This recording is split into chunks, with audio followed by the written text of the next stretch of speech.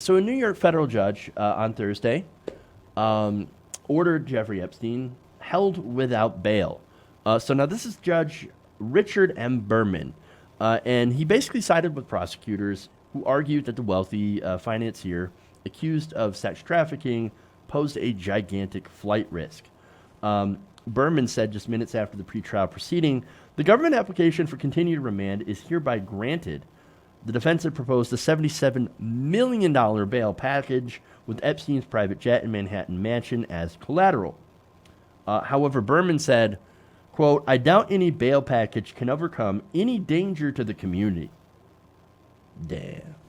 So now, again, Epstein now being held without possibility of bail and getting out because, again, they're afraid that he's going to use his massive amount of wealth and resources to basically skip out of the country. And as you're going to see, that there is really good reason to think that he would do exactly that.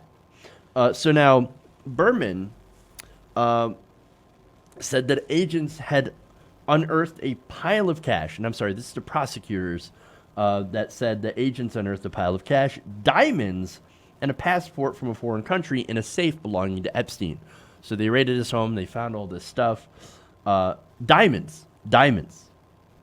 Now, prosecutors also said that on Wednesday that Epstein used a foreign passport with a fake name to enter several countries in the 1980s, including the United Kingdom, Spain, and even Saudi Arabia. Now, that document was found inside a safe along with $70,000 in cash and 48 loose diamonds. Who carries around 48 loose diamonds or any amount of loose diamonds? That's insane. That's Bond villain level of carrying around diamonds. I mean, but again, that just shows you how wealthy and how much resources this guy has. And if he's got a fake passport with a fake name, oh boy, here we go. This is somebody that could easily fly off to one of these countries and avoid justice. And so thankfully the judge is like, no, that's not going to happen under my watch. No, you're going to stay in prison because you belong in prison. And this time it's an actual prison, and not in there for 8 hours a day, 1 day a week, which was the previous, of course, sentence that he had to serve. Now, more details about the questionable travel document, as they call it. It contained a photo of Epstein with a different name and listed his place of residence as Saudi Arabia. In fact, the passport contains numerous ingress and egress stamps, including stamps that reflect the use of the passport to enter France, Spain, the United Kingdom, and Saudi Arabia back in the 1980s. So now Epstein's lawyers are saying, oh, no, that's not weird at all. No, he had to do that. He had to have a fake name and everything and a fake residence put on his passport because he's Jewish. In fact, Epstein's lawyers argued that he obtained the Austrian passport in 1982 for personal protection to be presented to potential kidnappers, hijackers, or terrorists. Oh, see, he had to. No, he wasn't doing anything shady. He just had to have it for personal protection because he's super wealthy and people would try to kidnap him. And also because he's Jewish. In fact, the lawyers said that Epstein's Jewish faith and substantial wealth made him a target while traveling in the Middle East.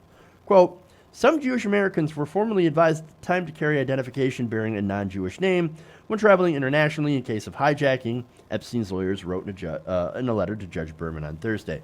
Okay, look, okay. So I get that anti-Semitic attacks and things are nothing to sneeze at, right? So that is a legitimate worry. So that alone, you could think, okay, look, there's a case to be made that, yes, you could do that. But then you look at what else is in the safe, $70,000, 48 loose diamonds that you could get a lot of money from and live very comfortably in another country. And you think, okay, this guy, no, we're not going to risk it. We're not going to risk it. We got to keep this guy locked up because he would definitely get out of here. Now, Epstein's attorneys also argued the government provided no evidence that he ever used the passport, despite the ingress and egress points. They said any stamps on the questionable passport were obtained by a previous user. What? Oh, is that how that works? Oh, so you just get a passport from somebody else that has all those stickers from other countries. That's how. So you get when you go and get a passport, you always get a used passport. It's like a hand-me-down. That's bull crap. Complete and utter crap. I mean, that's a real argument? Really? In fact, the passport stamps, they argue, predating his receipt of the document, do not reflect Mr. Epstein's entries or exits. His expired U.S. passport seized by the government in its possession would verify his true travel.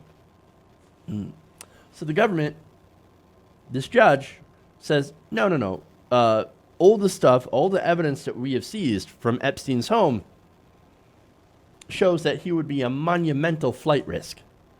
Now, these lawyers are saying, well, the same government or the same documents that you have that were taken by you guys, the government.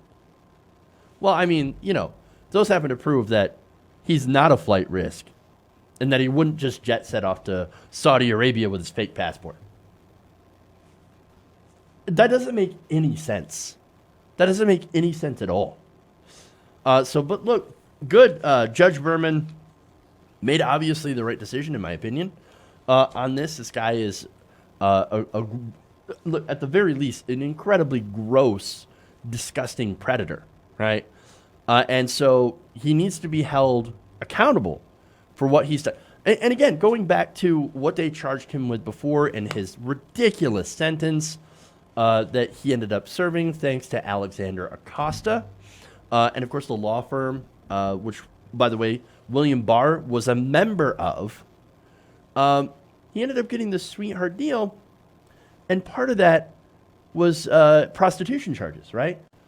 They literally took and labeled girls, 14-year-old girls, children, as prostitutes in order to allow him to get that sweetheart deal where, again, he spent, 8 hours a day in prison. 16 hours he could go out and do whatever he wants. Go out and work and live wherever, and then he just basically go back to jail to sleep. I mean, come on. Nobody else would ever get that kind of deal. But Epstein is wealthy and very powerful and very influential in circles of power. And so he was able to do that. Thankfully, though, so far, it's looking like the world cannot abide by someone like that being free. And so, look, hopefully, I know these are alleged crimes and things that he's being charged with now, but come on.